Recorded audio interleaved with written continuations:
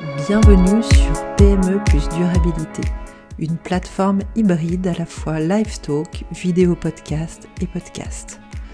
Nous recevrons ici celles et ceux qui sont engagés au quotidien pour faire bouger les lignes de leurs industries en créant des modèles économiques plus vertueux.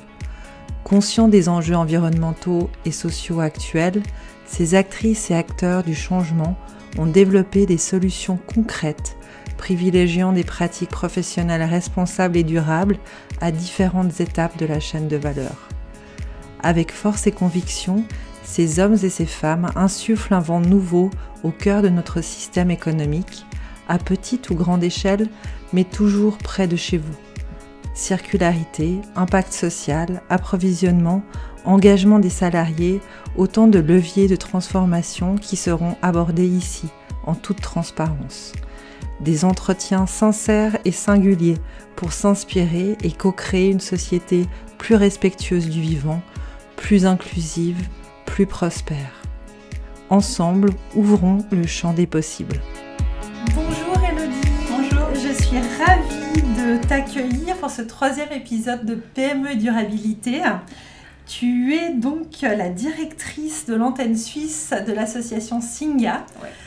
Tu es la première association qu'on reçoit dans le podcast. Précédemment, on a plutôt eu des entrepreneurs au féminin qui étaient investis dans l'impact social ou environnemental. Ouais. Mais avec Singa, on n'est pas très loin de ce sujet-là. Vous êtes très actifs et c'est votre cœur de métier, l'entrepreneuriat et l'impact social. Est-ce que tu peux nous en dire plus, Elodie, sur la mission de Singa ? Déjà, merci beaucoup pour l'opportunité et pour ce moment qu'on a ensemble, Gaëlle. C'est génial. Donc Singa, on est une association et on soutient des personnes réfugiées et migrantes à développer leur propre entreprise. Donc on pense vraiment qu'il y a énormément de potentiel chez des personnes qui viennent d'ailleurs, qui ont des idées. Et ce qu'on souhaite, c'est leur permettre de pouvoir démarrer leur propre projet. Donc notre mission, c'est vraiment de donner accès à des compétences entrepreneuriales, mais aussi à un réseau professionnel nécessaire à tout entrepreneur qui veut se lancer. Et c'est vrai que notre public cible, il a des barrières en Suisse et dans d'autres pays en plus que d'autres types de publics. Et on voit vraiment que en mettant une personne en tant qu'expert de son projet, on peut en fait débloquer des situations, on peut créer sa place, prendre confiance et participer à l'inclusion professionnelle de ces personnes. Donc pour nous, l'entrepreneuriat, c'est vraiment dans ce sens un vecteur d'inclusion professionnelle pour des personnes réfugiées ou migrantes en Suisse. Qui n'est pas forcément une finalité, qui peut aussi être une étape dans leur parcours, mais tu nous en diras plus un peu sur comment vous avez développé ces programmes d'accompagnement. Peut-être avant, on parle d'asile et de migration. Est-ce que tu peux nous rappeler quelques chiffres en fait, liés à ce sujet-là en Suisse ? Ça représente plus ou moins combien de personnes qui sont touchés par cette problématique et qui vivent la migration. Ouais. Donc à Genève, on est à plus de, je pense, 60% de personnes qui sont issues de la migration, qui sont résidentes. Donc ça, c'est toute, on va dire, nationalité confondue. Donc c'est vrai que la migration, c'est notre quotidien. Et ça le sera de plus en plus. Le quotidien et de vivre ensemble, c'est vraiment une question où on a besoin, je pense, de solutions concrètes. Et c'est ce qu'on essaie de faire à Singa. Un des chiffres que j'aime bien partager, c'est le taux d'emploi des personnes qui ont différents permis F, qui est l'admission provisoire. On est à peu près à 27%, 30% de taux d'emploi de personnes qui pourraient travailler à Genève, qui travaillent aujourd'hui.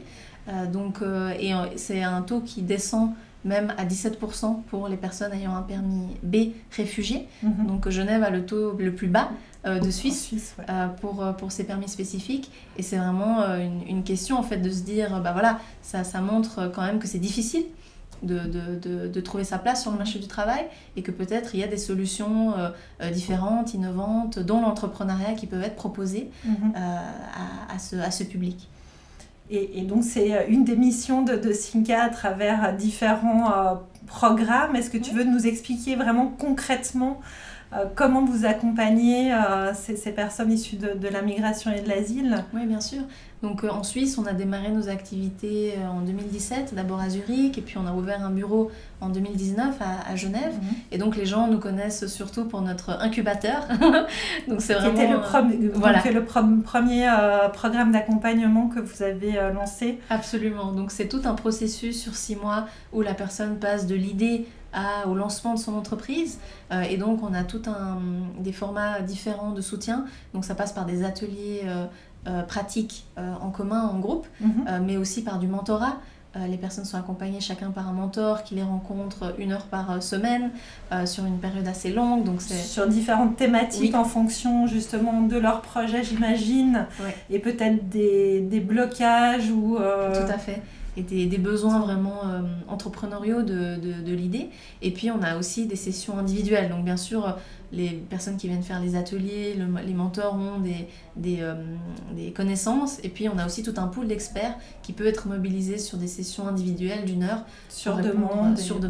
Donc toutes ces personnes-là, c'est vraiment la richesse de Singa, vu que c'est des personnes aussi volontaires qui donnent de leur temps gratuitement. Et puis on est à peu près à 400 personnes à Genève. La même chose à Zurich, donc on gère à peu près entre 800 et 1000 bénévoles. C'est énorme et c'est d'autant plus d'opportunités de rencontres et de réseaux. Donc ça, c'est vraiment la force aussi de ce qu'il y a derrière Singa, c'est cette capacité à mettre les gens ensemble et à se connecter. Et donc tu parles de ce premier programme qui est donc l'incubateur. Je crois que récemment, vous avez lancé un 2e programme. Fort du succès du premier. Oui, tout à fait. Est-ce que tu peux nous expliquer en quoi consiste ce 2e programme qui est différent et qui est une continuité peut-être du premier aussi? Oui, tout à fait. Donc cette année, c'est ma collègue qui s'en charge, Marie-Lou Altounian, c'est l'accélérateur. Et c'est vraiment destiné toujours au même public cible, donc des personnes réfugiées ou migrantes, mais qui ont déjà fondé leur entreprise. Il y a déjà des ventes, il y a déjà une structure établie. Mais donc, c'est des projets à impact qui veulent augmenter leur vente ou leur partenariat vraiment scale. Ils sont vraiment dans le scale-up. Et donc, il y a des problématiques très différentes, etc. Et donc, c'est vrai qu'on a eu de plus en plus de personnes qui venaient vers nous, qui cherchaient ce type de soutien.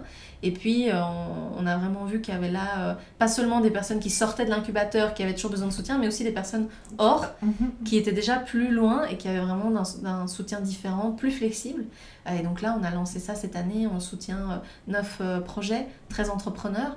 Et donc ça, c'est extrêmement riche. On travaille avec la HEG, on travaille avec Deloitte, on a des partenaires comme ça. Qui sont très pointus aussi dans l'accompagnement et le scaling up justement d'entrepreneurs. Oui, la Fondetech aussi est avec nous. Donc ça, c'est vraiment intéressant parce qu'on a des discussions autour de l'accès aux finances, l'accès aux investissements, qui est difficile. Voilà, un combat pour tous. Et donc là, on se pose vraiment des questions de comment aussi nous, on peut faire un plaidoyer à ce niveau-là pour qu'il y ait des financements qui peuvent aussi être débloqués plus facilement pour ces personnes-là. Et puis visibiliser aussi leurs projets, leurs idées. Nous, en général, c'est vrai que dans tous nos programmes, on soutient pas mal de personnes hautement qualifiées, des parents, des mamans, des papas. Oui, j'allais te poser la question du profil des personnes que vous soutenez. Oui. C'est divers et varié, mais quand même avec des tendances, tu parlais donc de personnes hautement qualifiées. Oui. Qui ont peut-être déjà eu une expérience d'entrepreneur ou aussi. Pas. Ouais. Donc c'est typiquement des anciens ingénieurs ou des personnes qui étaient dans la finance ou des avocats parfois, ou typiquement des gens qui ont créé leur propre projet, des entrepreneurs ou des universitaires aussi, qui arrivent en Suisse et justement n'arrivent pas forcément à retrouver un travail qui est à la hauteur de leur qualification. Oui, ou qui était leur précédent, qui était la ligne, la continuité de leur carrière professionnelle. Tout à fait, donc il y a un déclassement professionnel assez évident et fort. et qui doit être dur aussi à vivre. humainement. C'est ça, absolument. Et voilà, des barrières qui se font quand on recrée sa vie quelque part et que voilà, on l'a pas choisi vu qu'on on est sorti d'une situation difficile et périlleuse pour sa vie. Et donc on a voilà, la langue qu'on doit apprendre, on a des papiers, des diplômes à faire reconnaître ou qui prennent du temps et souvent ça ne marche pas. Donc il y a toutes ces barrières finalement à l'emploi. Et donc pour certains, ils ont un projet qui a mûri depuis certaines années, qu'ils souhaitent développer, ou un projet qu'ils avaient déjà développé dans leur pays qu'ils aimeraient adapter au marché suisse.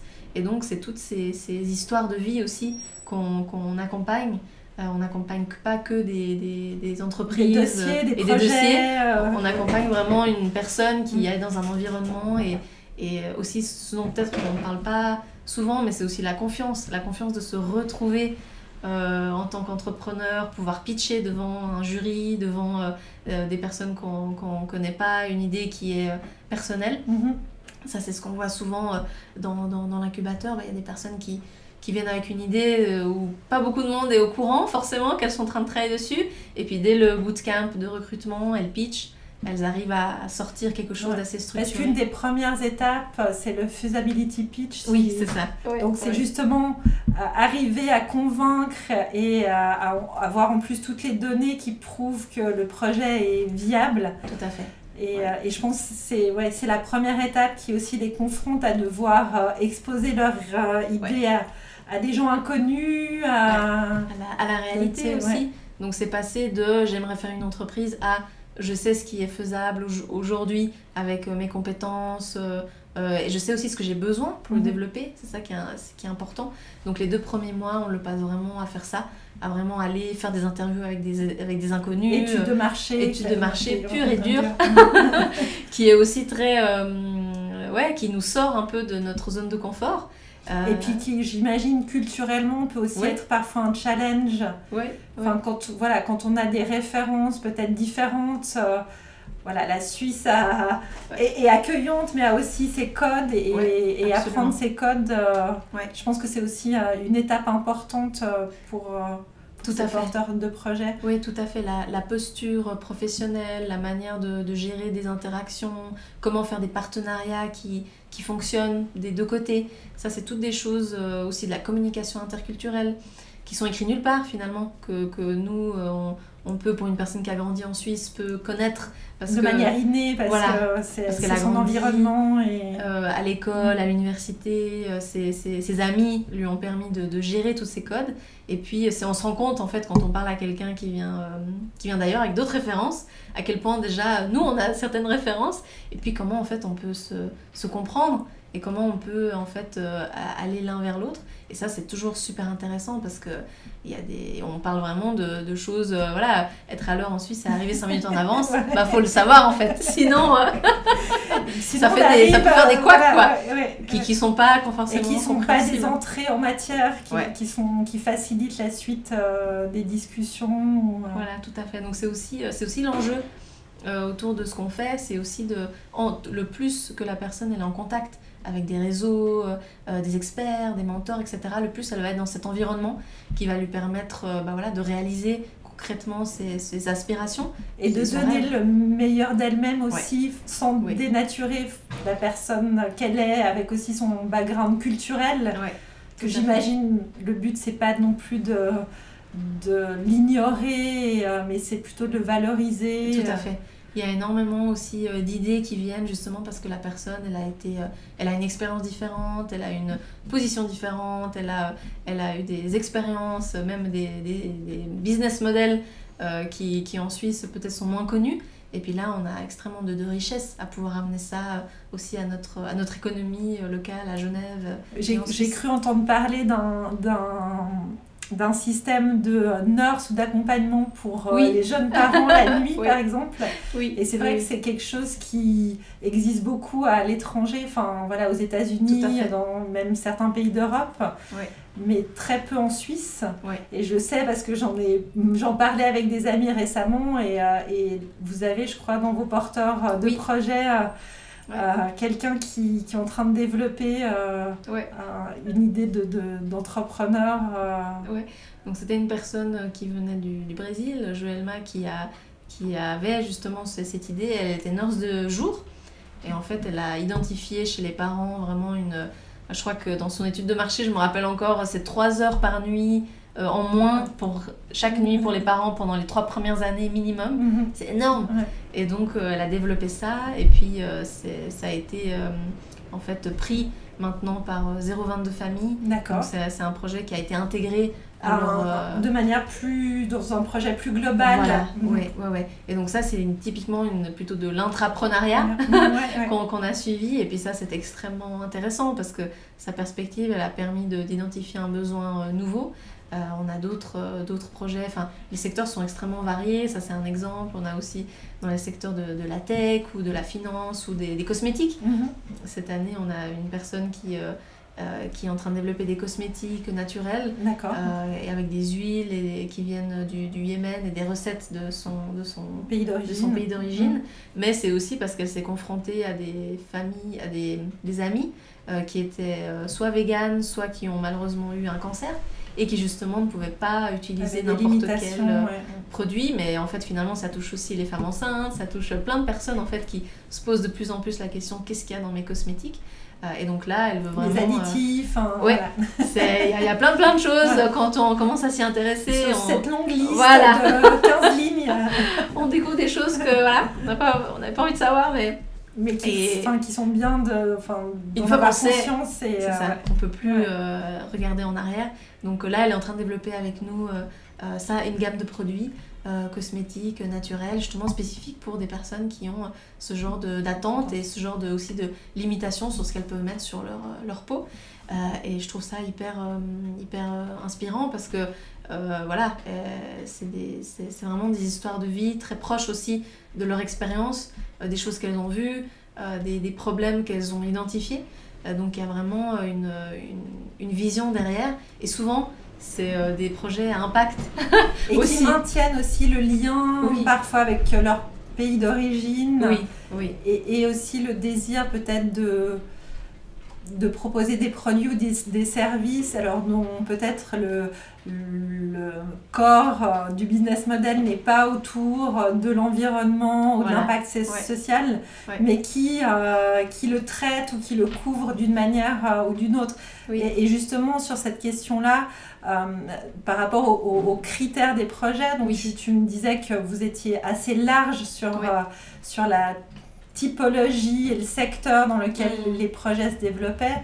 Est-ce qu'il y a quand même des critères spécifiques que vous attendez Donc c'est clair que nous, on se base vraiment... nos actions et notre réseau, il est vraiment spécifiquement pour des personnes comme avec un permis F, admission provisoire, B, réfugié, C, ça peut arriver de temps en temps, et aussi permis S, donc des personnes d'Ukraine qu'on accompagne de plus en plus. Donc ça, c'est déjà notre niche qui est déjà assez spécifique. Et puis ensuite, il faut vraiment arriver avec une idée, un projet.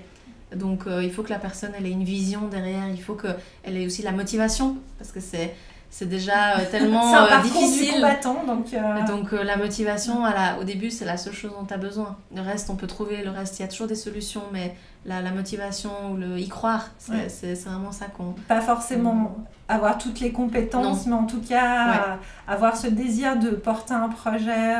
C'est ça, oui. Et ce que je vois en fait depuis plusieurs années, c'est que finalement la plupart des porteurs de projets, même s'ils ne se décrivent pas comme tels, sont des entrepreneurs sociaux. Donc quelqu'un qui va chercher à faire que ses produits soient fabriqués dans des conditions humaines qui respectent souvent les personnes de son propre pays d'origine. Donc faire venir des produits du Mexique par exemple ou d'ailleurs, je vais m'assurer en fait que la chaîne de valeur... une juste rémunération de tous les intervenants et parties prenantes. C'est ça, soit clean, parce que moi-même, je veux m'assurer que ça y ait un retour juste des choses.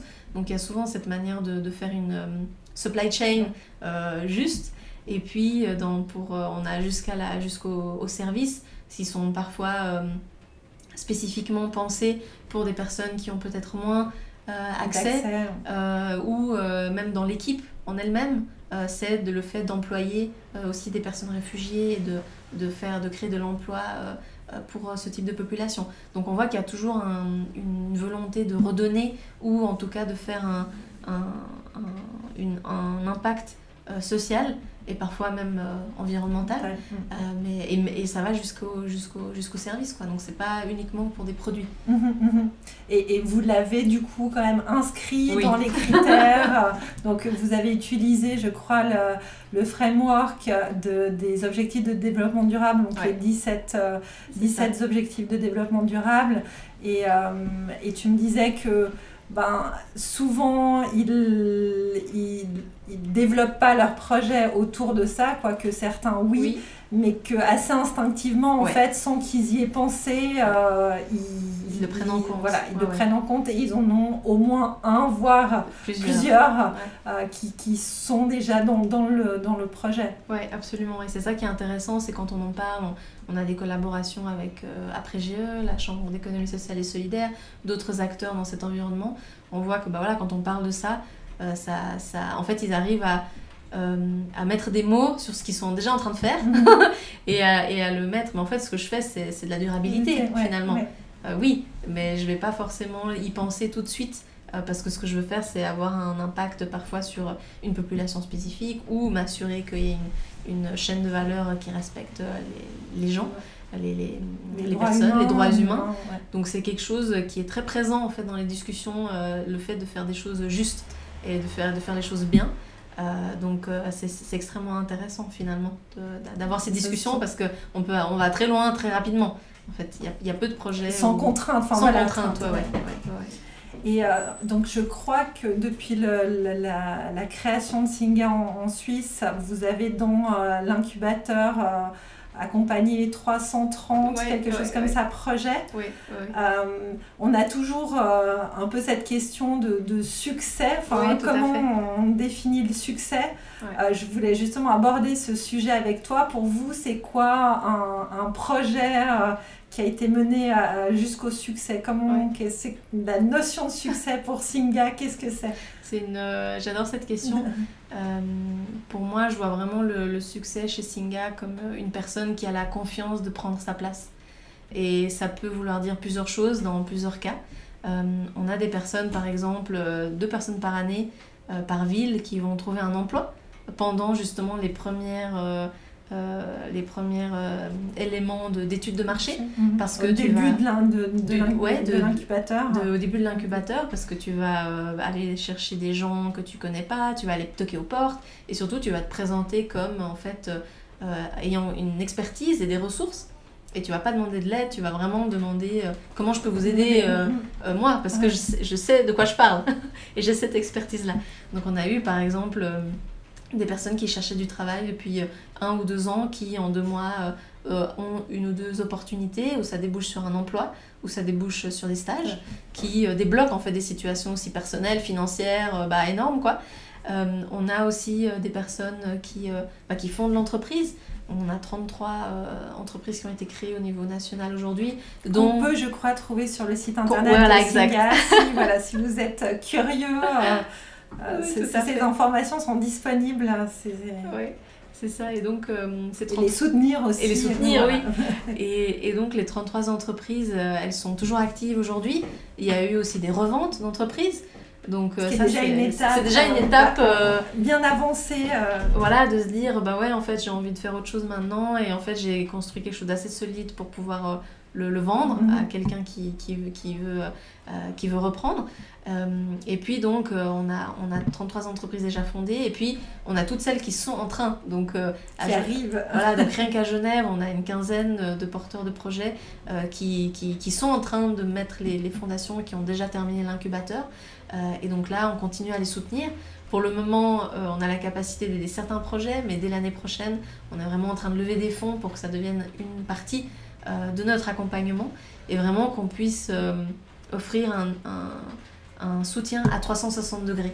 Ce qu'on fait aussi, par exemple, c'est des permanences. Donc tout un chacun qui est dans notre public cible et qui a des questions, qui veut un peu un retour, qui veut un peu être aiguillé sur son projet, peut venir à Singa, prendre rendez-vous super facilement, et puis avoir sans forcément être dans un programme, mais comme une première étape, ou de manière tout à fait isolée sur... Tout à fait. Ouais. Et donc ça, on le fait déjà.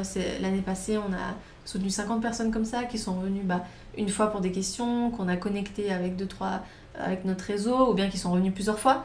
Oui, on n'a pas encore parlé du réseau dans les potentiels freins, mais c'est vrai qu'on en parlait en préparant le podcast.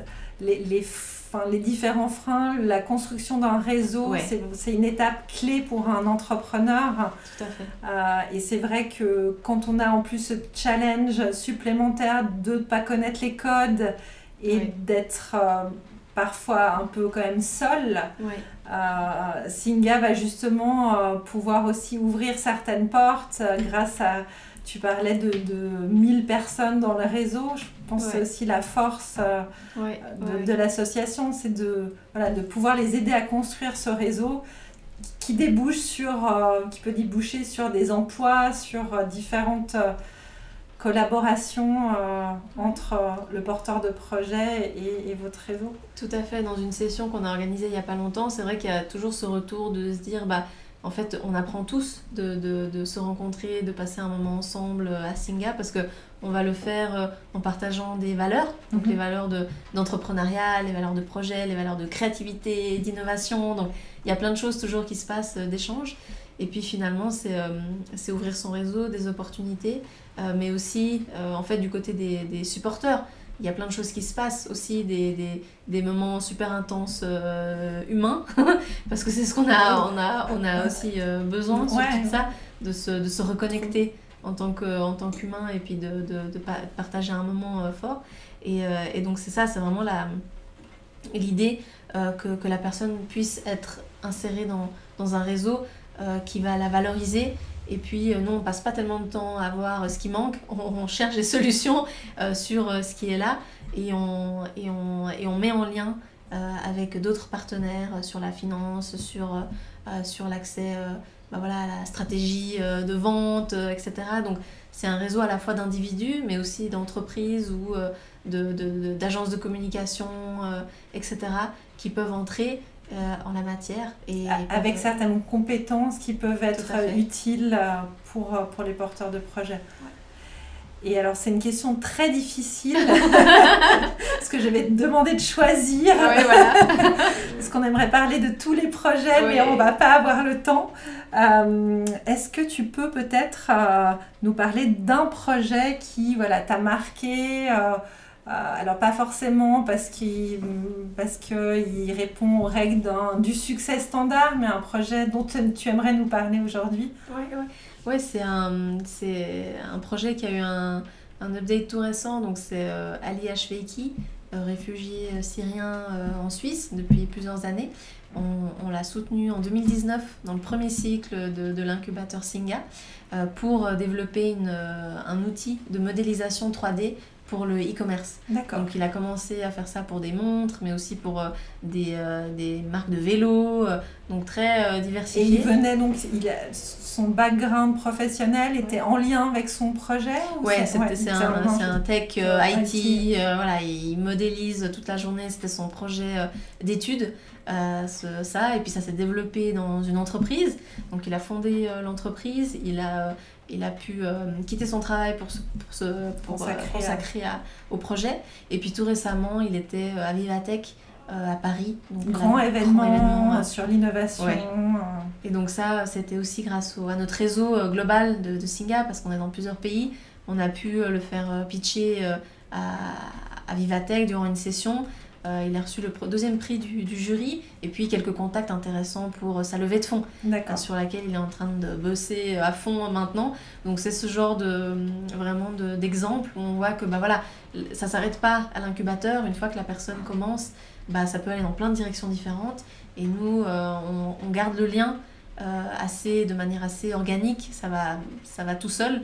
Et puis on essaye d'enclencher des opportunités comme ça qui peuvent vraiment visibiliser aussi des projets comme celui de Ali qui ont de la valeur ajoutée sur le marché, qui ont un vrai besoin des entreprises et puis qui doivent être vus, qui doivent avoir le succès qu'elles méritent. C'est un beau projet en tout cas, on lui souhaite beaucoup de succès dans sa levée de fonds et on espère qu'il va pouvoir scale up et atteindre les objectifs qu'il s'est fixés, qui peuvent être aussi pas forcément une croissance démesurée, mais voilà, de stabiliser aussi ce projet et de le porter sur le long terme. Tout à fait. Une question, on a, je pense, bien compris les différentes plateformes d'accompagnement. Si on est, par exemple, une entreprise qui nous regarde aujourd'hui, comment on peut soutenir Singa si on est une entreprise et que voilà, on a au cœur de nos engagements l'envie de mettre des actions en place pour soutenir des personnes issues de l'immigration et de l'asile. Qu'est-ce qu'on peut concrètement faire? Donc très concrètement, nous, on a des ateliers qui sont organisés chaque année sur des thématiques diversifiées, sur tous les aspects de la création d'entreprise. Et puis ce qui marche bien, parce qu'on a eu 2-3 retours positifs d'expérience avec des entreprises, c'est en fait profiter de ce moment pour créer un team building pour l'entreprise, qu'elle vienne avec des collaborateurs pour vraiment travailler sur des projets avec le groupe d'entrepreneurs qui peuvent être soit des entrepreneurs de l'incubateur, soit des personnes qui sont dans justement ce moment après qu'on accompagne, ou même de l'accélérateur, donc des projets qui sont un peu plus loin. Et le format est toujours le même, c'est vraiment de travailler ensemble. Donc sur une demi-journée, vraiment avoir ce team building et les réactions sont super positives parce que même pour les collaborateurs, ça les fait sortir un peu de leur quotidien. Ça leur montre aussi qu'en une après-midi, ils peuvent avoir un impact super concret sur des projets et sur des personnes sur lesquelles ils auraient peu l'opportunité de rencontrer dans un contexte autre. Et puis finalement, c'est aussi l'occasion de rencontrer des collègues que peut-être ont... d'autres départements. Ouais, d'autres départements. Et finalement, les gens qui s'engagent avec nous, ils ont ce côté innovation, ce côté créativité, ce côté diversité aussi. Et je pense que au sein d'une entreprise, on est plus efficace si on sait collaborer, si on se connaît, aussi si on valorise les différentes perspectives des autres. Et donc les réactions là ont été super positives.